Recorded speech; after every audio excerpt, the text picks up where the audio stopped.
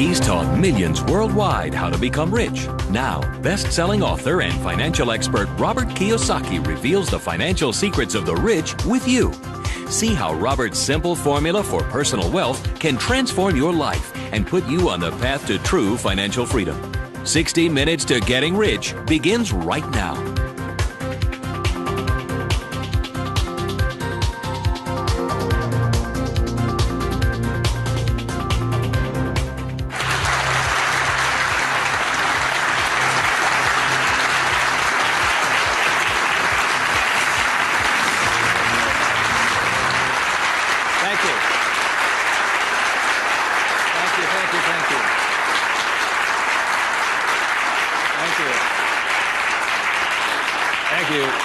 You're very kind. Thank you very much. First of all, thank you for coming here this morning, and some of you came from some great distances. I remember every time I do a talk, I'm always worried that people won't show up, and so my ego couldn't handle the blow. So thank you for showing up, and I'll do my best to be of some value or entertainment today. First of all, how many people have had the chance to read Rich Dad, Poor Dad? Good. Okay, thank you. For those who haven't had a chance to read the book, I'll give you a quick background on the story. Rich Dad, Poor Dad is a true story, and it's based upon my two dads. My real dad was the head of education for the state of Hawaii, a very smart man. He was the boss and things like that when I was in school. And my rich dad was my best friend's father. And my best friend's father was a man who didn't finish school. He dropped out of school at age 13. But ultimately became one of the richest men in the state of Hawaii. Self-made, did it on his own, and stuff like that. So Rich Dad, Poor Dad is a true story of what two fathers tell their two sons, my best friend and I, about the subject of money. And as the the positioning statement of the book says, what the rich teach their kids about money, that the poor and middle class do not. And as we all know, for the most part, we learn very little to nothing about the subject of money in school. And so what we learn about money oftentimes is handed down from parent to child. And those are the ideas that we have relative to the subject of money. So my rich dad was a man who, he was my best friend's father, like I said, when you look at the white sand beaches of Waikiki and the hula girls and the palm trees, my rich dad was the guy that owned the land underneath the hotels. And my poor dad, I call him my poor dad, although he was a high-paid government official, and I do mean high-paid. He made a lot of money. In fact, he made much more money as far as a salary and paycheck goes than my rich dad. And so the story is really what my rich dad taught me as compared to my poor dad. And so what we're going to be going over today are some additional ideas and thoughts and information that may assist you in getting wealthier, easier, quicker. How many people would like to get wealthier, easier, and quicker? Good, thank you. So in contrasting them, most of us have heard, like my poor dad, very middle-class man, smart man, but he had middle-class ideas when it came to money and values. And he always said, son, our house is an asset, and it's our largest investment. And my rich dad would say, here I'm 9 years old, I go, okay, I got it, Dad, I got it, right?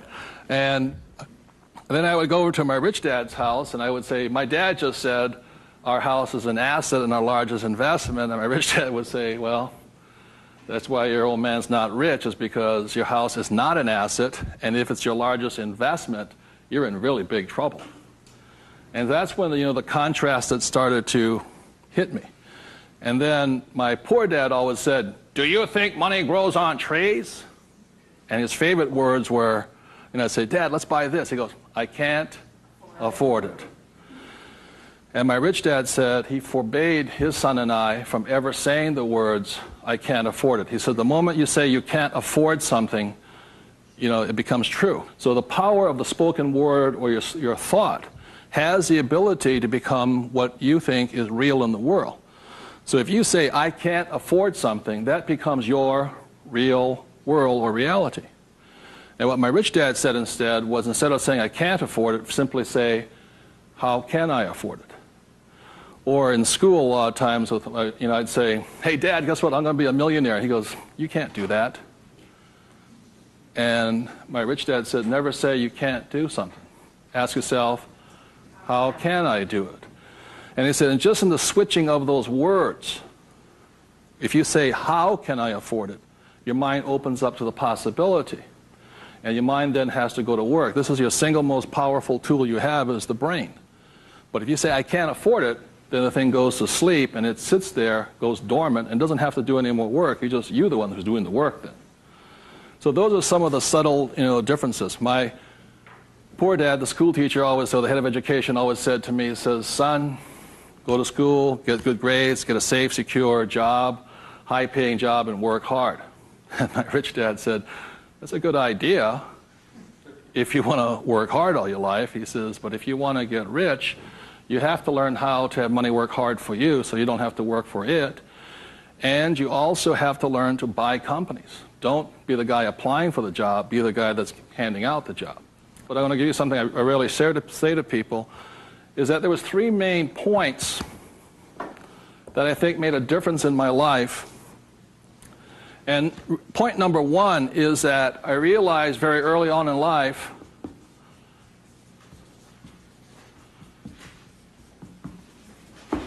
money is a what? Idea. It's whatever you think it is. Now, when people say, well, how can I get more money? I say, well, just first change the way you think. Change your ideas. That's the good news. That's all you have to do. I realize when I talk to people about money, I'm slamming straight into their ideas. And a lot of times with money, there's several subjects you don't talk about at the dinner table: sex, religion, politics, and money, and whatever. And the reason for that is it's a very volatile subject. Whereas in my family, my poor dad, the school teacher family, was, I'm not interested in money. Money is not that important to me. I began to realize that was my poor dad's idea, was his attitude. Whereas my rich dad always said to me, money is power. Money gives you power. Respect it. Treat it respectfully.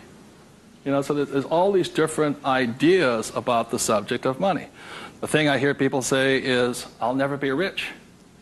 And that becomes a self-fulfilling prophecy, you see. And that's why money, just as an idea, is so powerful. And when I talk to people, I oftentimes ask them, I said, what did your parents tell you about the subject of money? Because that becomes real. If you were told, go to school and get a job, see, many of us may not be in the same profession, but we're following the same path. And most people did not come from families that were rich. In America, less than 1 out of 100 people at age 65 becomes rich. In the richest country in the world. 1 out of 100. 4 become wealthy. I think 56% are dependent upon the government or a pension to take care of them. And they start going downhill. So what I had to do, what I'm going to be talking to you about, is I had to watch my ideas, I had to watch what I said, and I had to watch who was giving me the ideas. Okay? Because they're not the same. Like you go to one doctor and they say, eat a low-fat, high-carbohydrate diet. You go to another doctor, they say, eat a high-fat, low-carbohydrate diet. Somewhere you got to make your choice. Number 2, the thing that I learned by having 2 dads with their contrasting points of view, I realized this really early on.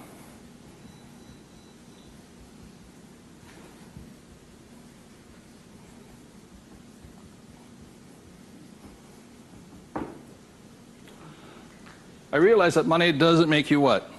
Rich. Because my poor dad made more money than my rich dad.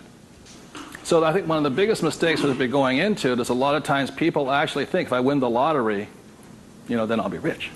Or if I go to Vegas or gamble or my luck changes, then I'll be rich. It has nothing to do with it.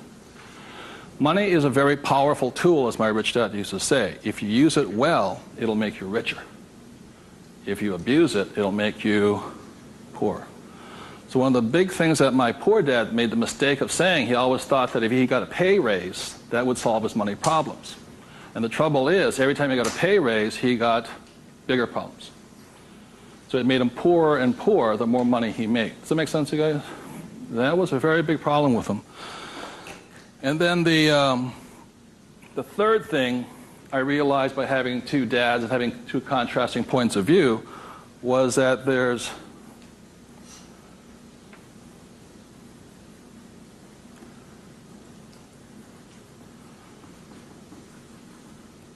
Two kinds of money problems. One problem is not enough money. The other problem is too much money. And they're both problems. And the thing that I say to people is this, that, like I think most people think they're real special. I'm the only one with money problems. Well, the reality is everybody has money problems. Everybody. Every single person. Every company has money problems. Every country has money problems. Every government has money problems. Everybody has a money problem. What makes you rich or poor or middle class is how you challenge or handle the problem. And what most people do, since, so most of us came from families where the problem was too much or too little. Too little. And that becomes our idea. We think money is scarce, hard to get, work hard for it. Very popular idiom going around today suggesting that the way you get rich is cut up your credit cards. Oh, man. Live below your means. Those are poor people's mentalities. Save, go long term, buy mutual funds. And it's not a rich person's way of thinking. I love my credit cards. They make me happy.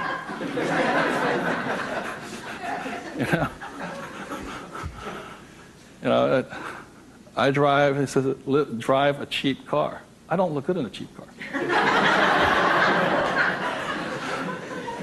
I don't feel good. Now, the point I'm making here, again, there's poor, middle class, and rich. And very early on in my life, I really realized that being poor and struggling did not look good on my face. I did not like it.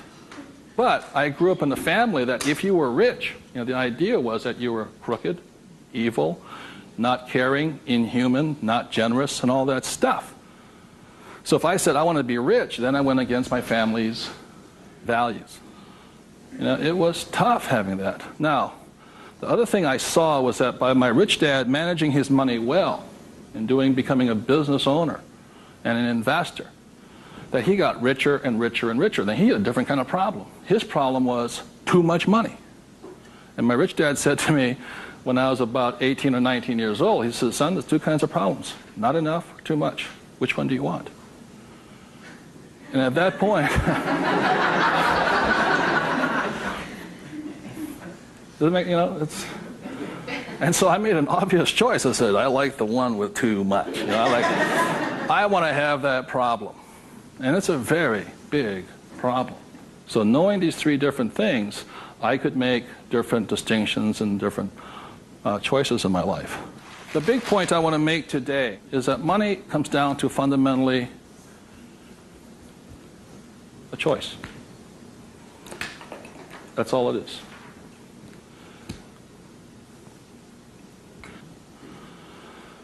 And so, as a young boy having two dads starting at age 9, I had to make a choice of which dad I was going to listen to. And it was a tough decision. Really, really, really hard because I loved both men. Both men were big men. If there was a role model that they filled, they were tall, and they acted like John Wayne or Robert Mitchum, not Pee Wee Herman. They were big, strong, powerful, good, honest, hardworking men. I love them both. But their ideas were almost polarized, completely opposite. And that's why in Rich Dad, Poor Dad, in the book, I write that Robert Frost's poem, I think The Road Less Taken or The Road Less Traveled, I had to make a choice of which one I was going to listen to. Which one was I going to follow down the path? And I made that choice. And it was a hard decision because I had to go against my whole family's culture, beliefs, and they're all school teachers. When I came back from Vietnam, they said, I got my bachelor's degree. I got that Bachelor of Science. They said, now, son, you are going for your master's, aren't you? I said, I kind of doubt it. He said, but you won't get a good job. You get a better pay raise if you have a higher degree. I said, I'm not going to get a job. And it's hard. You sit at the dinner table and there's no conversation, Well, you going to get your doctorates? I said, well, if I'm not going to get my master's, I don't think I'm going to get my doctorates. Yeah, but you get a better pay raise. They came from the government model that it was not what you did, it was what your degree was that you got paid by. And that's their reality. It's not my reality. So I had to make a choice. And the thing I say to people is that in many ways I'm more like my poor dad. You know, when I retired in 1994, sold my company and all this, I was set for life.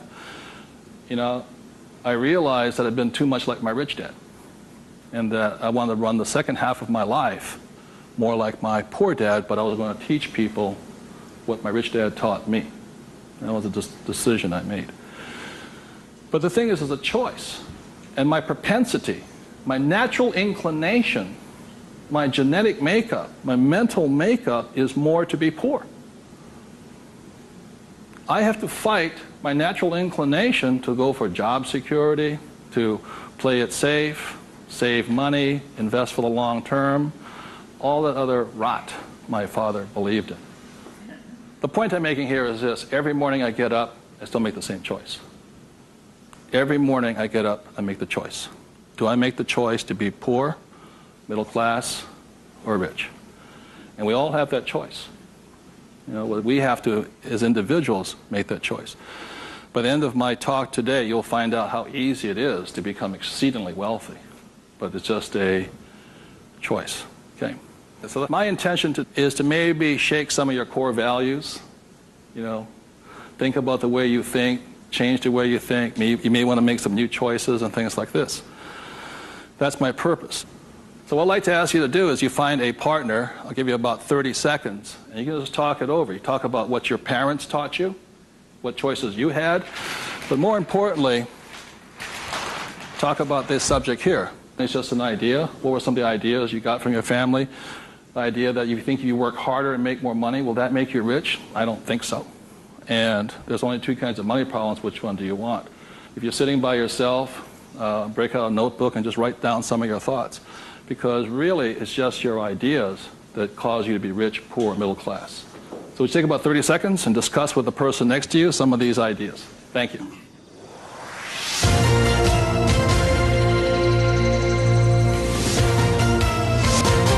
The main point of the book, Rich Dad, Poor Dad, for those who have not read it, so this is book number 1. The main message and the point is the importance of financial literacy. Can you read a financial statement? So, again, comparing my rich dad and my poor dad, the school teacher, was very word literate. I mean, he read a novel a week. He read constantly. And he used to say to me, you know, readers are leaders and leaders are readers. I said, good. And I go see my rich dad, who didn't read that much. He says, but the difference between your father and I is I can read numbers. So so Rich Dad, Poor Dad is very simply about the numbers. And this is an income, expense, assets, and liability. And that's the basis of financial literacy, a financial statement. Now, the problem, and so what it is about the difference between assets and liabilities, things like this, and this is really what the book was about. You know, the thing about asset, my father would say our house is an asset, and my rich dad would say it's not, because very simply assets, according to my rich dad, asset will put money in your pocket whether you work or not. And a liability will take money from your pocket whether you work or not. That was very simply it. The important things about a financial statement is that it allows you to see the truth instead of being stymied by other people. My bankers never asked me for my report card yet, you know.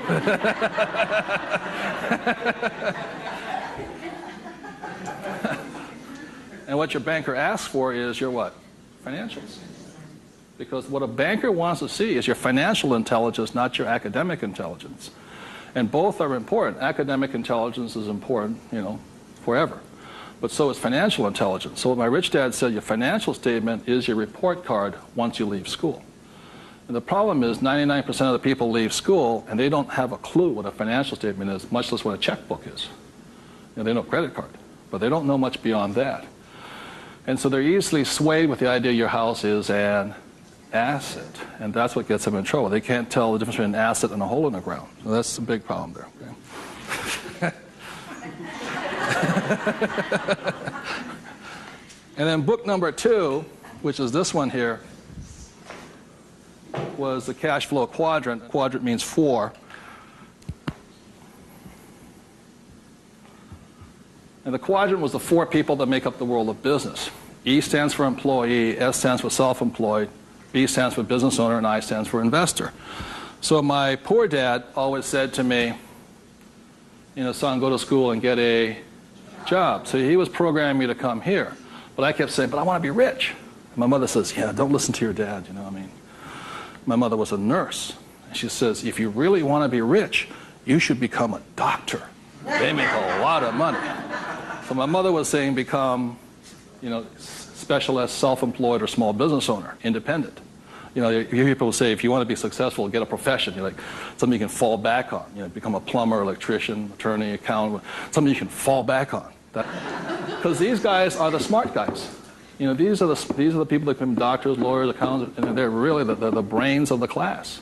My rich dad said to me, Robert, you make a lousy employee. You can't follow orders. You don't like sitting still. And you're not very smart. I said, right. He says, you'd be very good over here. He says, because these guys aren't that smart. And that's the truth. That's why some of the richest people on earth are over here, because they're not smart. But they know how to surround themselves with smart people. And that's one of the biggest differences. And the other part is the investor. And the investor uses a different mentality, different emotions. The investor wants their money to work for them. And their words are, what's my return on investment? How soon I get my money back? See, most people have the money in a 401k. That's not an investment plan, it's a savings plan. An investor would not do that because it ties that money up too long.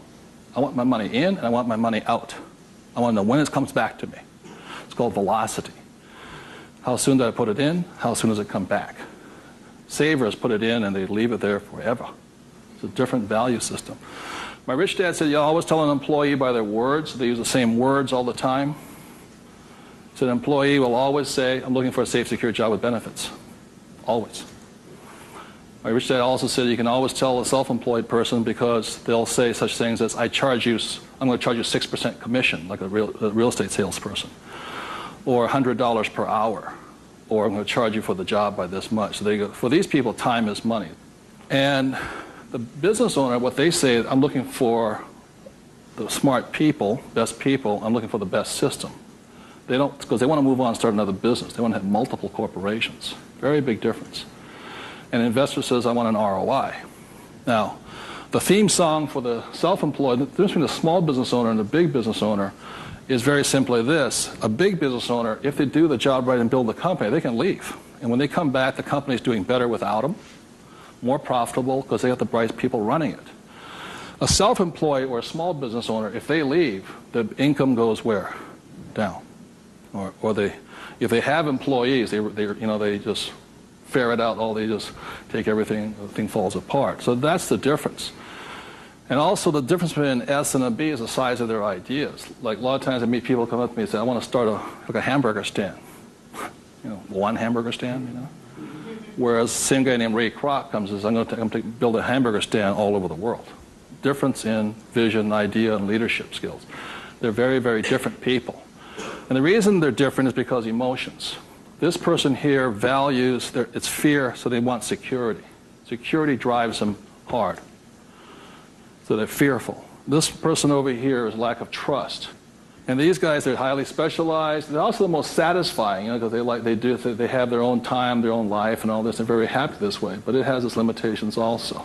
And generally, these people are limited to about $500,000 a year max in here, just because time is money. Over here, it goes unlimited, how much you can earn. So there are very, very big differences in the thing.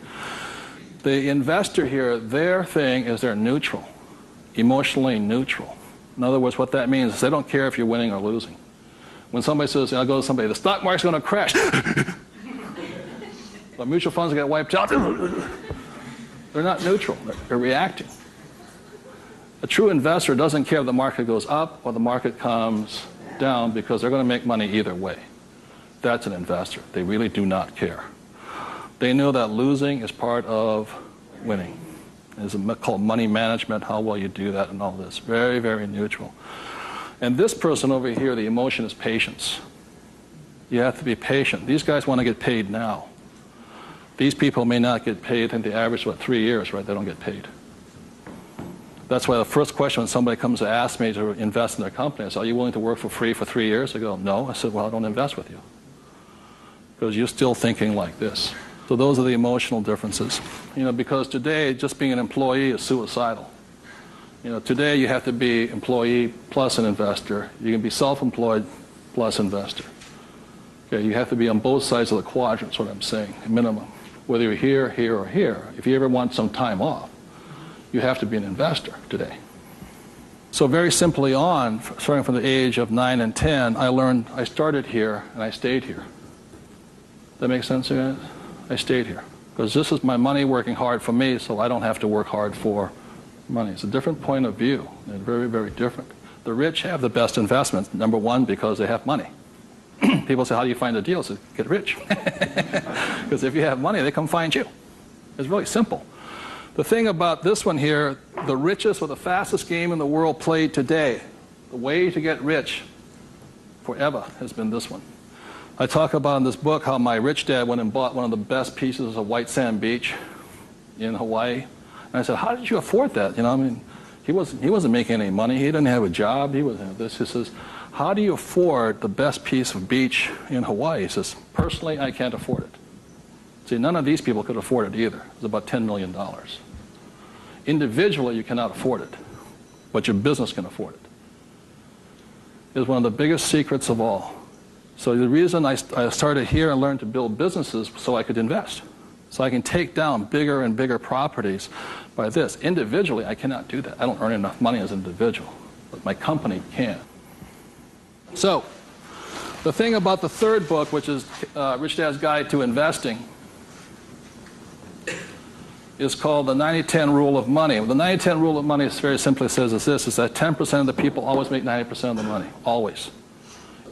That's a very big part of it. And a big part of the investment book is how do you take your idea, build a business around it, and take your business public. So the reality, as I know, is every single one of you sitting out there in the audience, you have an idea that can make you exceptionally wealthy beyond your wildest dreams. Every one of you is creative enough to have an idea. The trouble is, when you went to school, they didn't train you to be a business owner. They trained you to be an employee, working for the rich. What the rich have the ability to do is take their ideas and create massive businesses out of them. So you have your business, which does your investing for you. And the tax laws are written in your favor, investing through a business. That's how the rich get rich, because they pay less in taxes, very simply because they invest through the B and I quadrants. Investing from here, the laws are written against you here. In America, 1943 was the Current Tax Payment Act, which made anybody who was an employee could not pay themselves first. Government gets paid first. If you get a pay raise, government gets a pay raise. Forever. Forever. You make $1 million, you still pay more in taxes, incrementally. 1986, they passed the Tax Reform Act of '86. All doctors, accountants, attorneys, and the laws were changed against them. But they never changed the laws for the rich, because this is how the rich have gotten rich, by owning corporations and businesses. And that's been in effect since 1215, which is the signing of the Magna Carta. So ever since the thing is, you have to know, you want to get rich, you have to play by the rules of the rich, because the rich make the rules. And for the last thing I'll say about taxes is this. If you're an employee, the tax laws is that your financial looks like this. If you're a business owner, your financial looks like this. And the big difference here is this, is as an employee, your first line item expense is tax. If you're a business owner, it's the last. That is the biggest loophole ever. And that's why the rich get richer. Is they can take their money that comes in here and goes in here, and these guys' money comes in and goes there. Very big difference. So would you take 30 seconds and discuss whatever you have heard so far? Thank you very much.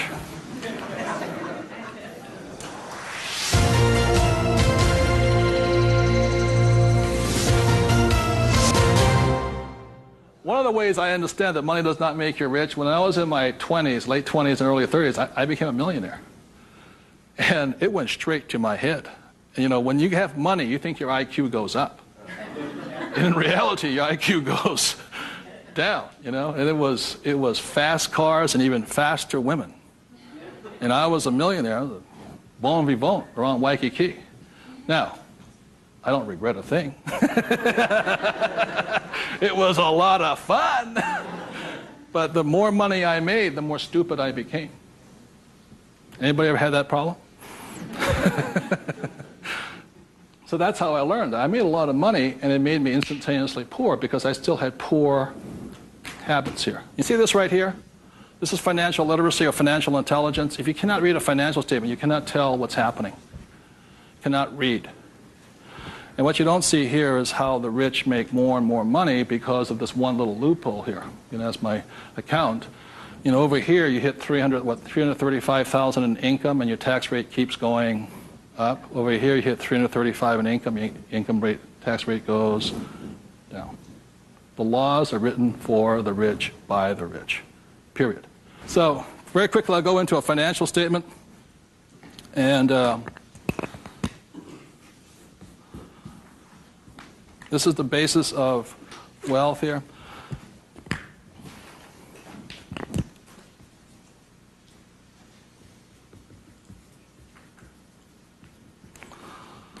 So what happens to most people is they say their house is an asset and all this. My rich dad said, your house is not, whether a house is an asset or not, has nothing to do with this thing here. It has to do with the most single important word in business, and that word is called, what's the word? Cash flow. It's cash flow determines it. So, very simply, when I was 9 years old, my rich dad said an asset is something that flows money into your pocket, and a liability is something that takes money from your pocket. Just because your banker or your accountant says your house is an asset doesn't mean it's an asset. So when I read a financial, I see something listed here, and then I see whether it lodges up here. Now, if it doesn't lodge up here, then it must be going this way. It's going out the expense with no income. Does that make sense, you guys here? That's a very simple way of looking at it. Now, taking it one step further, this is where the confusion sets in, is very simply because if you buy a house for, let's say, $100,000, and you get an $80,000 mortgage on it, you put $20,000 down, the problem is your house is listed both asset as well as liability, and that's where the confusion starts. It's listed in both sides, and that's the problem. So the thing here is this, and by the way, the word mortgage comes from the French word mortir, which means death. You know, so that means you're engaged until you're dead with the house, and staggering. So let's say you buy this little green house here. Okay. The way you know it's an asset or liability is, let's say I use it as a rental property, and after paying all taxes, you know, taxes, insurance, and expenses, and all this stuff, I make $100 a month. It shows up over here under income of $100 a month. Now, if let's say I have a tenant who trashes the place, doesn't pay me rent, takes me a year to evict the bugger, immediately that house becomes a what? Liability. So the house can be either asset or liability, but it's not because it's an asset or liability listed here. What determines if it's an asset or liability is income and expense. So what makes a person struggle financially is that what they do is they go out and buy a house, and they call it an asset. So you have a house mortgage over here. You buy a car, you call it an asset. You buy yourself a Gucci suit, that's called an asset. You get a gold watch, it's an asset, and all this. But they're really what? Liabilities. And so what happens is, I can tell if a person's rich or poor or middle class very simply by reading the financial. I can look at the financial and see this. If money's coming in and money's going out, this is the cash flow pattern of a poor person. It's not how much money you make. It's how you spend your money. I know a doctor here in Arizona, he makes over $500,000 a year. But he spends $525,000 a year. It comes in and it goes what? Out. He thinks like a poor person. Okay. The average middle class person, because they have a job and the bankers like people with jobs and all this, they get all this stuff. This is their cash flow pattern. They have huge long-term liabilities. They're illiquid. Okay? And this is the cash flow pattern of the great middle class who think they're rich. My rich dad said, it's just because you live in a big house, have a nice car, and wear nice clothes, doesn't mean you're rich. You could be broke, more poor than the poor person. So the difference was, for me, was that I spent my life learning how to acquire assets. So I don't need a job. The object was never to work for money. It was to learn to acquire assets that put money in my pocket, either stocks, bonds, real estate, businesses. So this is the cash flow pattern of the rich. The way to find out how rich you are is this: is let's say you're married, husband and wife. If the two of you stop working, what happens? See, if my wife and I stop, income still keeps coming, because it's not dependent upon us working. The average person, all their assets, they realize if they stop working, are really liabilities. As my rich dad said, assets feed you if you stop working, liabilities eat you. And the reason they can't stop working is because the liabilities eat them. So the definition of wealth is how long can you survive without working? And it's measured in days or years in time. So when I retired in '94, my wealth was infinite. In other words, I always had more than enough money coming in that was greater than my expenses. And that's a way of thinking. Would you please take 30 seconds to discuss that thing on cash flow? It's cash flow that determines if you're rich or poor, okay? Thank you.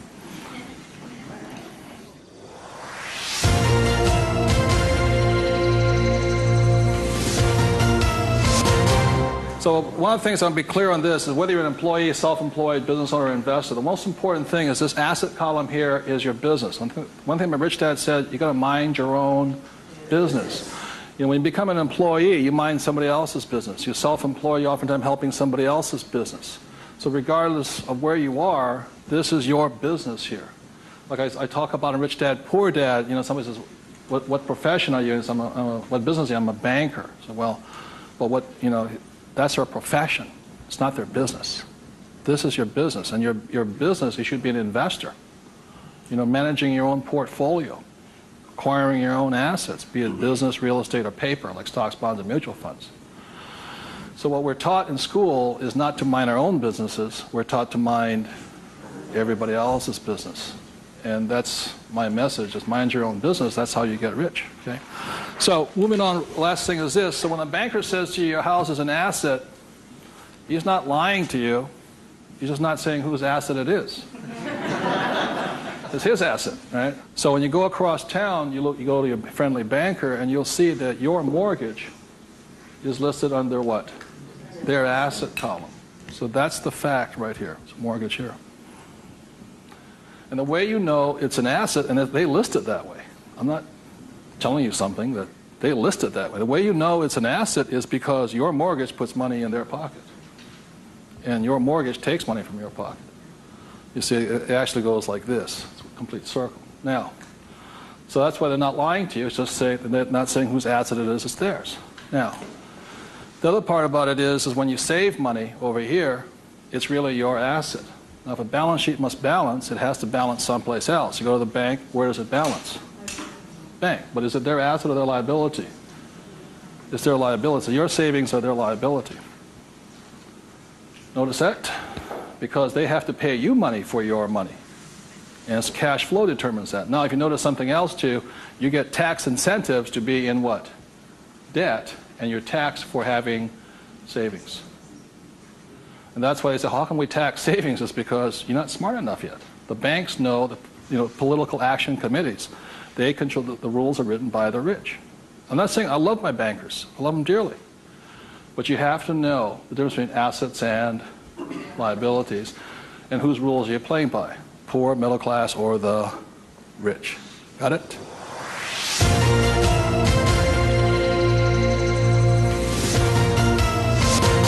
I'm going to talk about a subject that's getting nearer and dearer to many of my peers' hearts lately. And the subject is retirement, or the lack of the ability to retire. So I said the way I retired early has to do with the issue of this.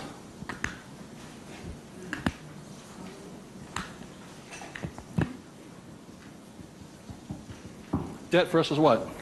Equity. The reason I could retire early was because I'm in debt.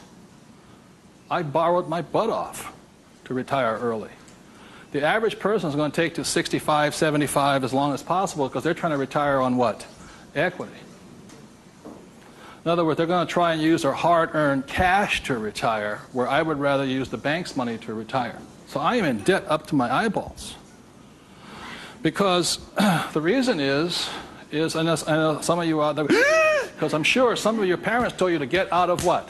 Debt. Well, that's not that intelligent. Because you have to know there's good debt and what? Bad debt. And most people are loaded with what? Bad debt. And if you want to get rich, load up with what? Good debt. And the question I asked those bankers, I said, let me ask you this.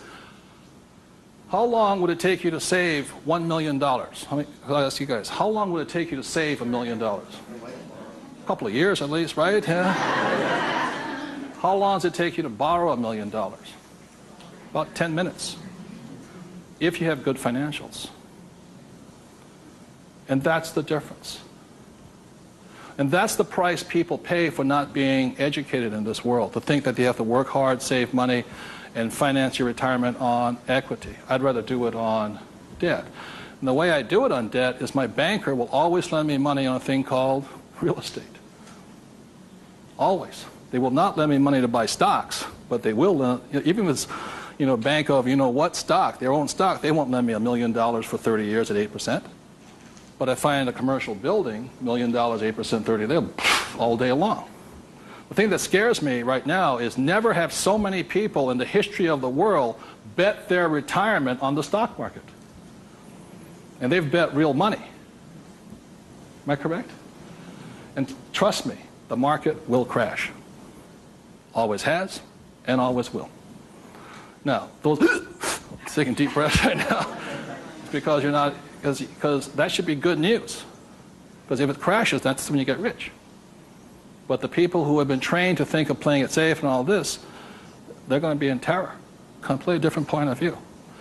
So the point I'm making here is this. One of the reasons I wanted to get educated, understand cash flow, play the game, was just so I could borrow money faster. When my poor dad always said to get out of debt. Debt was bad. So I just called, I just called my broker down the street here. I said, I need 2.4. He says, come in and sign the paperwork. That was it. 2.4 million, just sign. Now, because I can take that money and make 10 million out of it, the average person will go on vacation with it. Or buy a big house or buy a boat. It's called fiduciary responsibility. If you can prove you know how to manage your money and you have the good financials, plus you have a couple of million in cash, they'll lend you all the money you want. Because they know my problem is too much money. And the reason I buy real estate is because I get more tax breaks. Real estate is a game of the rich, not paper. It's a really interesting world.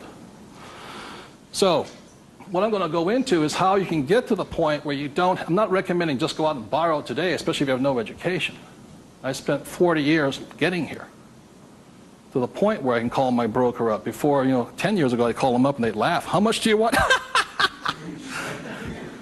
Well, I took that as a feedback that I had to improve my financials. Does that make sense to you guys here? To the point where they would say yes. So the difference between my poor dad and my rich dad was this. My poor dad always said, get a high-paying what? Job. Big mistake. Because the trouble with a high-paying job is you get taxed. So my rich dad said, so was my poor dad, high-income job. That was the key to success. That's a very middle-class, pedestrian point of view. The rich know this. It's not how much money you make. It's how much money you keep. You've got to keep it. It is not how much you make.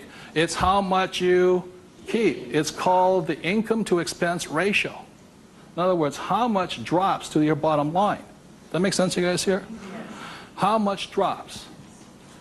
So the minimum is 30%. So if you're making $1,000, the minimum that can drop is 30%. If you're not going 30% to the bottom line, in other words, this way, and you don't have to do it, I'm just giving you the ratios that work.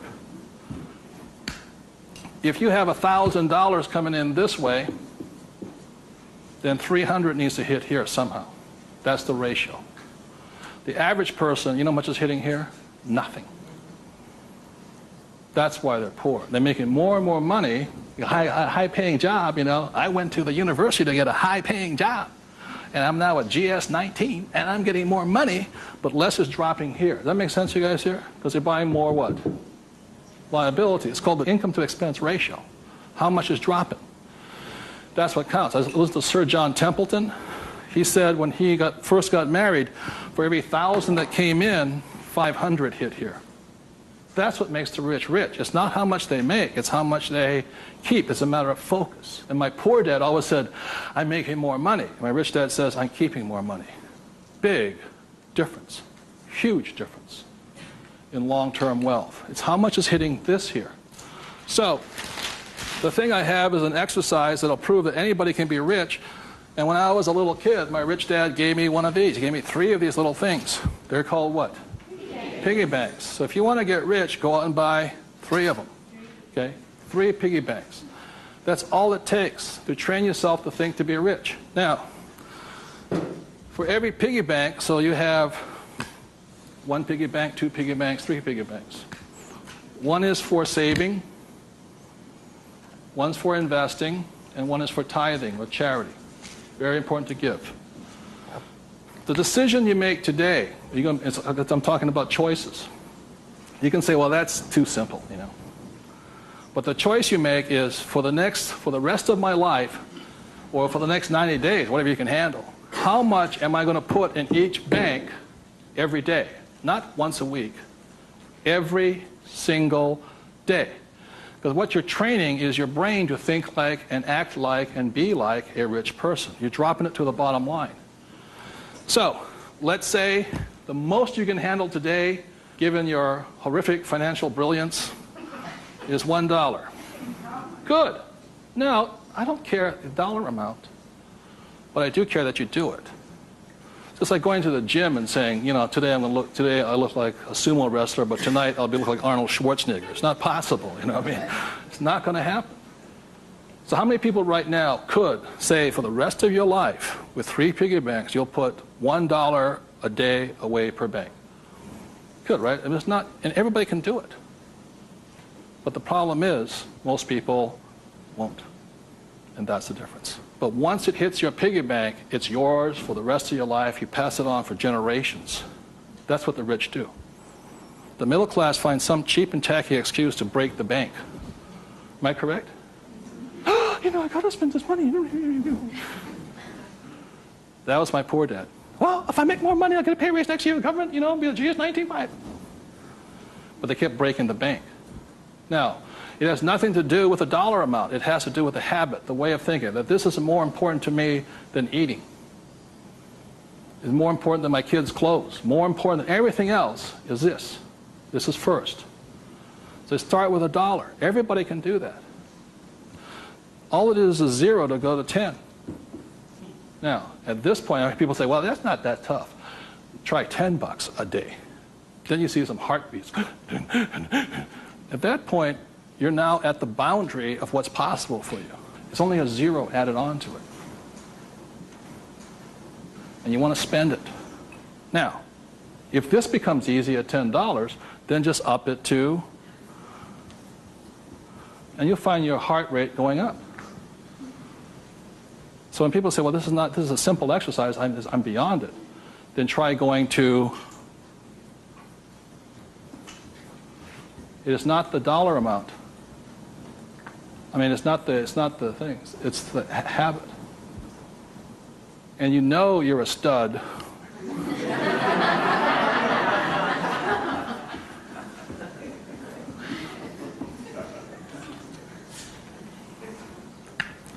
This never spent. This is what your mad money is. You buy your properties and stocks and bonds, mutual funds with. You can afford to lose this if necessary, but you never lose this one. And you tithe your church or charity of your choice. Now, I give to the charity that I would like to support, but I don't have the time to support. So you put your money where your body would be. Does that make sense to you guys here? My rich dad gave it to his church. My poor dad gave nothing. He says, when I have the money, then I'll give it. That's why he was poor. The next point here is that my rich dad always believed in job security. My poor dad, job security. And my rich dad believed in financial security. So the way you get financial security is, again, via these three things. This is the basis of it. Savings, investing, tithing. So the way you get financial security is start with this, and then I start investing with this. Does that make sense? My investing account, this is when I had my fun. I play with that money. So the deal here is this, whether you're buying a business, real estate, or paper, the ratio is this. You can ask my wife the question. For every, somebody says, well, I don't have any money. How do I get some money? I said, start with that, the 3 piggy banks. Or how do you find a nothing down deal? The reason they want a nothing down deal is because they got nothing to put down, right? And that's the most risky thing you should do. You can only take a nothing down deal when you have a lot of money to put down, because it's too risky. I can take a nothing down deal because I got the money to cover it in case it goes bad on me. But the point here is this, how I got my experience, how I can find a deal is this. You can ask my wife this. For every one property I buy, how many properties or businesses or stocks do I analyze? 100. That's the ratio. Before I buy one piece of property, I will analyze a minimum of 100 properties. If I don't buy one property in that 100, I start all over again. It's 100 to 1 is the ratio. That's how I find a deal. Not only that, is when I had no money, what was I doing? Still analyzing a deal. It's 100 to 1 before you can find one deal. When people come, I went with a ride with a realtor and we found one property and we bought it. I said, how many did you look at? Just that one. That's an idiot, not an investor. They have no clue. The way you want to find out the market trends, the ups and downs, the ins and outs, is you got to analyze 100 deals. Out of that 100 deals, you put in offers on 10. Because 90 are bad.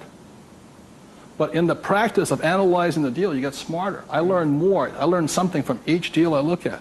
Of the 10 I invest in, or I put offers in, I might get 3 accepted. Now, this comes from my friend Dolph DeRoos, who's a real estate genius. He says, if this number is like 6, what does that mean?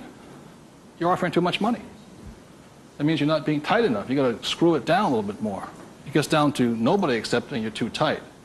So you want to keep it in this ratio. Of that, you'll buy one property. When people say, how did I get my education? I got my education evaluating deals. I estimate to this day right now, I've looked at over 50,000 deals. That's how I got smart.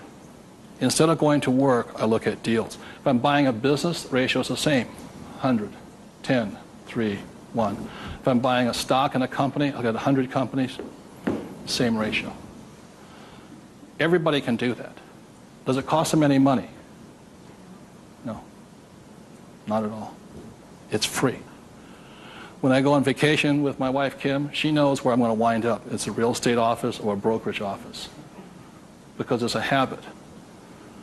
So this is what gave me financial security, and what my poor dad focused on was what? Job security. He had no assets when he lost his job.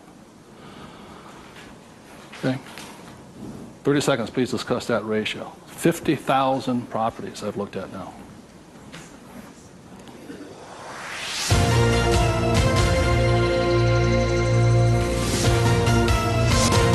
I'm going to do one last thing that, in my experience, keeps most people poor or struggling financially. So remember the 3 piggy banks? That gives you the money. Doing this, 100 deals. The reason I don't have a job is because it would interfere with me looking at deals. I don't want to do that. I'm looking at a deal constantly. That's the people that work with it constantly. That's all I'm doing is tracking down deals. It's a waste of time to work. I don't get rich. So that's the thing. The second part is most people don't have the time to spend the time to get rich. They're too busy working for the money. And the third part is most people say it's risky or it's fearful or they chicken out. You know, they see a deal. Even if they see it, they back out. And I've seen so many people do it. And the reason for that is because if this is an iceberg, okay, most people, they say, I'm going to get the 3 piggy banks, I'm going to look at 100 deals, but it comes time to put the money, we call it go hard on the dollar. Got to go hard. If this is your conscious mind, let's say, this is your what? Subconscious. Money, sex, politics, religion. This thing takes over. I have seen people go, I might lose money, when the stock market crashes, and what if this is bad, and I'm going to call my accountant, my attorney. This talks. I see him walk away from it. Well, I'll think about it. It doesn't cost you anything to buy a piece of property. Nothing. It costs nothing. It's called you put an option down on it. I sit there and say, well, you got $1 million? I said, here's a $20,000 check. Don't cash it for a week. I'll see you. I option it. Same as in the stock market. Option. I don't use the thing. It doesn't cost you any money to buy a piece of property. But people will talk themselves out of it. Instead of interacting, these guys are reacting. And it's really tough here in Arizona, or you don't know what it's like to be in New York. I'm going, it doesn't make any difference, because the problem is between your ears. Because the fears come up, they start talking. You can't talk to these people at that moment. They're like, and the reason is because of the magic word. What is it? Fear. And what happens to the average person, fear stands for false evidence appearing real. And what I mean by false evidence is that if this starts talking, they'll start gathering the evidence to make sure that it's real. Well, you know that most businesses fail. Let me show you the facts, and let me show you the stats. See, they're looking for all that false evidence. They'll validate, they'll justify it. They'll call their mother, their sister-in-law, their brother-in-law. Yeah, we agree with them. Am I right? Yeah. They'll make it real. It's not real. Like, I got crucified that said, that the 9 out of 10 businesses fail. I said, that's correct. Most of them fail, but one makes it. I said, look, I failed twice. Twice I was part of the 9, but once I made it to the 10. The difference between you and me is you haven't failed at all yet. Yogi Berra once said the great thing about the National League is that if you strike out 7 out of 10 times, you're in the Hall of Fame. So the biggest mistake was by my poor dad, my rich dad. This did his thinking for him. He could give you all the reasons why you failed. When I failed, I felt terrible for about a year. It was horrifying. I lost millions of dollars. Self-esteem, I was homeless again, on the street and all this. But once I got that back, I was stronger. Then I failed the next time. A little bit, 6 months, depression. Third time I hit it. Difference is my poor dad said, you failed. My rich dad says, you haven't failed enough. There is a difference. And my rich dad also said, failure is part of success. People who avoid failure also avoid success. So your biggest expense is not what you spend. Your biggest expense is the money you're not making because you're afraid. So the thing that my rich dad taught me very early on, called fear.